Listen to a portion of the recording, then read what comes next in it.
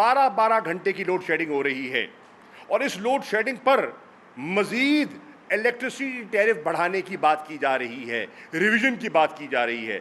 तो ये बजट कौम भी मुस्तरद कर चुकी है, ताजिर भी मुस्तरद कर चुके हैं, सनतकार भी, किसान भी, और अब IMF ने भी मुस्तरद कर दिया है। डार साहब ने जो रेवेन्यू मेजर्स बजट में अनाउंस किए थे वो नाकाफ़ी थे, और जो रेवेन्यू टारगेट उन्होंने दिया था वो अचीवेबल नहीं है।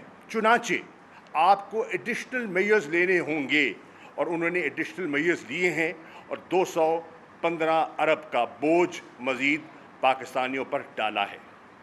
उन्होंने कहा कि जो आपके एक्सपेंडिचर्स का आपने एस्टिमेट किया है वो आपने सप्रेस किया है, और उसको भी आपको रिविज़िट करना होगा। और आपने देखा कि कुछ इक़दामात उन्होंने लिए हैं और कहा है कि 85 अरब के लगभग हम अपने एक्सपेंडिचर्स जो हैं वो कर्टेल करेंगे। और भी गुंजाइश थी अगर वो उस पर नज़रसानी करते। बाहर न रेवेन्यू टारगेट से मुतमईन, न एक्सपेंडिचर से मुतमईन।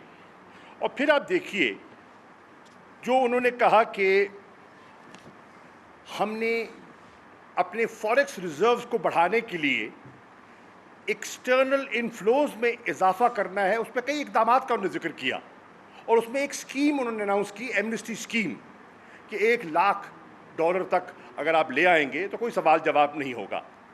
आज IMF ने उसको भी मुस्तरद कर दिया है, और हो सकता है कि डार साहब को उसे भी समेटना पड़े और वापस लेना पड़े। इसी तरह जो उन्हें ग्रोथ का टारगेट दिया है बजट में, मैंने पहले भी कहा था और मैं दोहरा देता हूँ, डार साहब ये पूरा नहीं होगा। क्यों नहीं होगा? उसकी वजह ये है कि इस वक्त आपकी जो इंडस्ट्री है वो बहरानी कैफियत से दो चार है। आपकी सबसे बड़ी सनत जो है वो टेक्सटाइल की सनत है, और तकरीबन 40% वो बंद हो चुकी है और मज़ीद बंद होती चली जा रही है।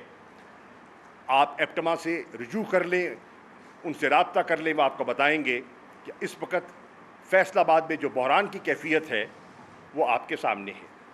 इसी तरह आप देखें कि लार्ज स्केल मैन्युफैक्चरिंग को जिस तरह आपने जकड़ा, आपने इंपोर्ट्स पर, उनके रॉ मटेरियल पर जिस तरह कदगन लगाई, उससे आपकी लार्ज स्केल मैन्युफैक्चरिंग जो है वो, उसकी प्रोडक्टिविटी जो है वो मुतासिर हुई। इसी तरह आप देखें कि एग्रीकल्चर, आपने कहा इस बजट पे हमारा फोकस ज़राअत पर होगा। मईशत की रीढ़ की हड्डी ज़राअत है। ज़राअत जो हमारे वक्त में 4.5% ग्रो कर रही थी, बकौल आपके उसने 1.6% ग्रो किया है, जो गलत है, जो दुरुस्त नहीं है। डॉक्टर हफीज़ पाशा के मुताबिक ये भी मुमकिन नहीं होगा, ये भी मुमकिन नहीं होगा। कॉन्ट्रैक्शन हो रही है, इकॉनमी कॉन्ट्रैक्ट कर रही है, और जो आप लोगों को बात कर रहे हैं वो हक़ाइक़ पर मबनी नहीं है। फिगर फजिंग से, एस्टिमेट्स को एग्जैजरेट करने से, सप्रेस करने से आप वक्ती तौर पर लोगों का मुंह बंद कर देंगे, लेकिन हक़ाइक़ पर पर्दा नहीं डाल सकेंगे। चुनाचे मैं समझता हूँ कि ये सूरत हाल बड़ी ख़तरनाक हद तक बढ़ चुकी है, और इसाक डार इसके ज़िम्मेदार है। अब ज़राअत कह रहे हैं कि ज़राअत पर हमने फोकस किया है, लेकिन कल जो मेजर्स अनाउंस किए हैं या करने जा रहे हैं, उसमें खाद पर 5% एक्साइज ड्यूटी नाफिज कर दी। ज़राअत बहरान की कैफियत में है। आपकी जो फर्टिलाइज़र है, खादें हैं, वो बहुत महंगी हो गई हैं, और उसके ऊपर 5% फिर आपने ड्यूटी लगा दी। तो क्या जिस सेक्टर से आप ग्रोथ की तवक्को कर रहे हैं, और in the short term Pakistan को अगर ग्रोथ कोई सेक्टर दे सकता है तो आपका ज़राई सेक्टर है, आपका मज़ीद आपने उसका गला घोंट दिया।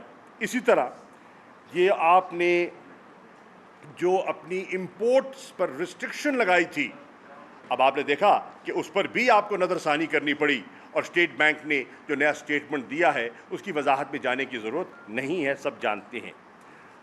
अब ये शुनीद भी है, और इस वक्त गर्मी जो है वो आपके सामने है, और शहरों में भी लोड शेडिंग है, लेकिन देहातों में जिनकी आवाज़ आप तक नहीं पहुंचती, لیکن اسمبلی میں بیٹھے ہوئے بہت سے ممبران کے حلقے کی نمائندگی اگر وہ ایمانداری سے کریں تو اپنے ووٹر سے پوچھیں 12 گھنٹے کی لوڈ شیڈنگ ہو رہی ہے، اور اس لوڈ شیڈنگ پر مزید الیکٹریسٹی ٹیرف بڑھانے کی بات کی جا رہی ہے، ریویژن کی بات کی جا رہی ہے۔ تو یہ بجٹ قوم بھی مسترد کر چکی ہے، تاجر بھی مسترد کر چکے ہیں، صنعت کار بھی، کسان بھی، اور اب IMF نے بھی مسترد کر دیا ہے۔ چنانچہ ڈار صاحب، میری آپ سے گزارش ہے، آپ مستعفی ہوں اور کسی اور کو یہ ذمہ داری دیں جو یہ کام سنبھال سکے۔ میرا دوسرا نقطہ ہے، جو ابھی واشنگٹن میں ملاقات ہوئی صدر بائیڈن کے درمیان اور ہندوستان کے وزیر اعظم کے درمیان، خیر یہ ان کا بائی لیٹرل وزٹ تھا، ان کا حق ہے، وہ ملے، گفتگو ہوئی، لیکن اس گفتگو کے بعد جو جوائنٹ کمیونیکے سامنے آیا، اس جوائنٹ کمیونیکے کو پڑھ کر مجھے بہت تکلیف ہوئی بحیثیت سابق وزیر خارجہ پاکستان کے۔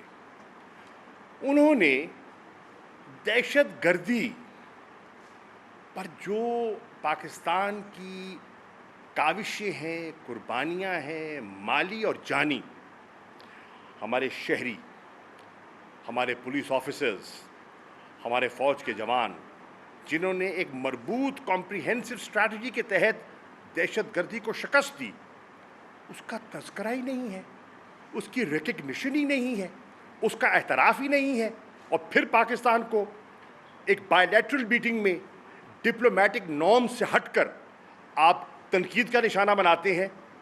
یہ مناسب نہیں تھا۔